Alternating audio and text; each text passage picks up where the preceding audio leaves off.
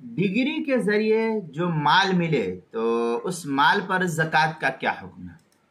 مثلا جس وقت سے مال ملنے کی ڈگری ہوئی ہے اس وقت سے زکوٰۃ ذمے میں لازم ہوگی، البتہ زکوٰۃ ادا کرنا پیسہ وصول ہونے کے بعد لازم اور ضروری ہوگا۔ چنانچہ اس سلسلے میں جو ہے فتاوی شامیہ میں ہے وہ مقصوب لا بینۃ علیہ فلو لہ بینۃ تجب لما مضى در مختار، آگے ہے قولہ